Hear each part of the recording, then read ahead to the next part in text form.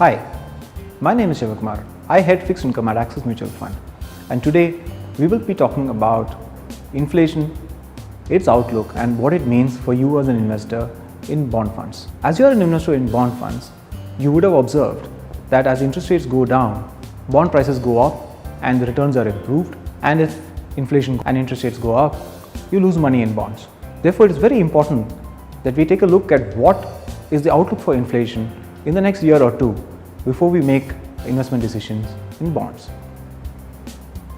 In the past, monetary policy was determined basis the wholesale price inflation or the WPI inflation. This is the inflation applicable to producers or manufacturers. Today though, the Reserve Bank has changed its monetary policy focus towards the CPI or the consumer price index, which is the price inflation that you and I as consumers observe on a day-to-day basis. Why has the RBI done this? If you go back over a long period of time, you will observe that both CPI and WPI have largely been in sync. That is to say that if the RBI focused on bringing WPI inflation down, that is wholesale inflation down, eventually CPI inflation has come down as well. This relationship appears to have broken down in the last 5 or 6 years.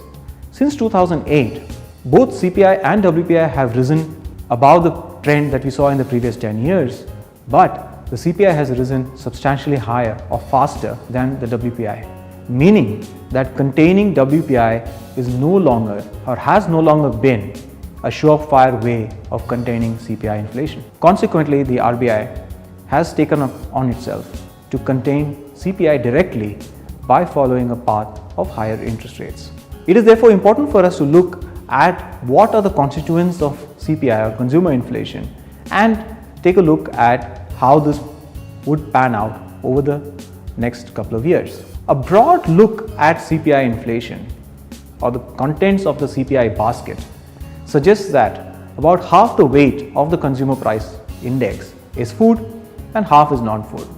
Out of non-food, the so-called core inflation, non-food, non-fuel, is 40% of the total CPI basket. That is to say, between food inflation and core inflation, 90% of the consumer price index is explained.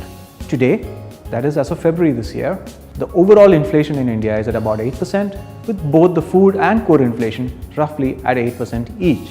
The drivers though for food and non-food inflation have been substantially different in the recent past and are likely to be so going forward as well.